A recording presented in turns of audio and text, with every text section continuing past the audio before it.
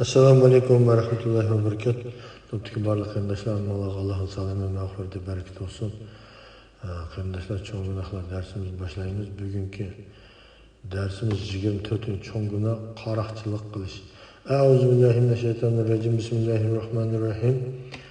Alloh taolo Sura Maydaning 33-oyatida bunday deydi: Alloh va uning rasuli bilan urush qiladiganlarning yer yuzida buzg'unchilik qiladiganlarning jazosi shuki, ular o'ltirilishi yoki darg'a esilishi yoki o'ng qo'llari va so'l putlari kesilishi yoki surgun qilinishi kerak.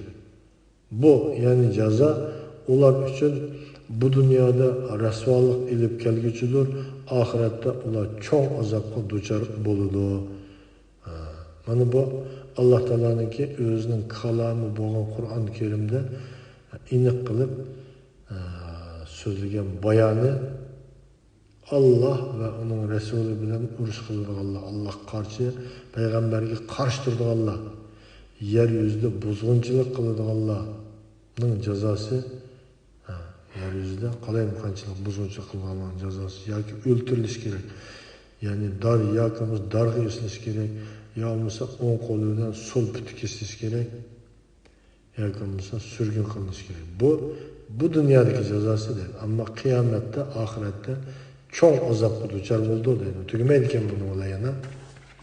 Vahidi Alloh uning rahmat qilsin, bunday deydi: Alloh va uning rasuli bilan urush qiladiganlar degan oyat Alloh va uning payg'ambariga osiylik qiladiganlar, itoat qilmaydiganlar degan ma'noni ifodalaydi. Chunki sen osiylik qilgan kishi sen urush qilgan bo'ladi.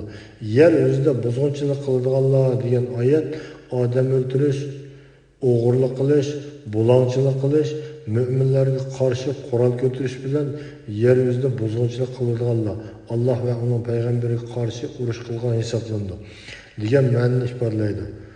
Bu Imom Malik, Avzoiy va Imom Shafiylarning qarishidir. Valibi Abdullah ibn Abbas radhiyallohu anhumaning ular o'ltirilishi yoki darg'iz esilishi yoki o'ng qo'llari va so'l putlari kesilishi yoki surgun qilinishi kerak degan oyat haqida to'xtalib bundoq deganligini rivoyat qildi. Oyatdagi yoki degan so'z tanlash ma'nosini bildirdi. Shunga jazoni belgilagan boshliq xohlasa o'ltirishga, xohlasa darg'a esishga, xohlasa surgun qilishga buyurdi. Hasan Basri, Said ibn Musayyib va mujohidlarning qarashlari ham shunday. Atiyaning rivoyatida bunday deyilgan: oyatdagi yoki degan so'z tanlash ma'nosini bildirmasdan, aksicha jazoni jinoyatning darajasiga ko'ra belgilashni bildirdi. Buningga asosan kimki odam o'ldirgan va uning melini bulg'an bo'lsa o'ldiriladi va darg'a esiladi. Kimki uning melini bulg'an ammo uni o'ldirmagan bo'lsa o'ng qo'li va so'l puti kesiladi. Kimki odam o'ldirgan ammo uning meliga tegmagan bo'lsa o'ldiriladi. Kimki yo'lovchilarni qo'rqitgan ammo ularni o'ldirmagan bo'lsa boshqa joyga surgun qilinadi. Bu Imom Shafiyning qarishidir deydi. Abu Bakr radhiyallohu anhu bilan Umar radhiyallohu anhu bu hukmni aynan ijro qilgan bo'lib, sahobalardan hech kim bularga qarshi chiqmagan. Ibn Abbas radhiyallohu anhu surgun qilinish kerak degan oyat to'g'risida to'xtalib bundoq degan: agar bundoq jinoyatchi qochib ketgan bo'lib, tutqilib bo'lmasa, boshliq uni topgan yerda o'ldiringlar deb buyruq chiqardi.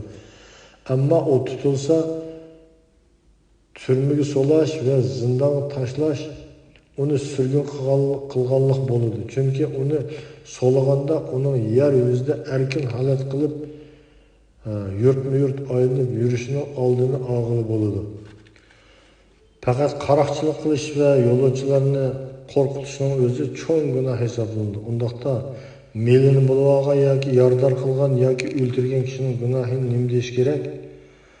U bir vaqtda bir qancha cho'ng gunohni ishlagan bo'ladi. Uning ustiga bundaqlarning ko'pinchisi namoz o'qimaydi, bulg'an pul molni aroq ichib, zina qilish, bachvozlik qilish va shuningdek cho'ng gunohlarga sarf qiladi.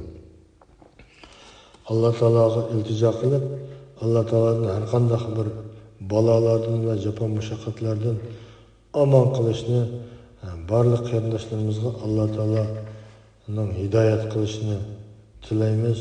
Alloh taolo nihoyatda sehi, nihoyatda karamlik ve nihoyatda mağfiret qiluvchidir, nihoyatda mehribondir. Barliq qarindoshlarni Alloh taolo hidoyat qilsin, darslarimizni manfaatli qilib bersin.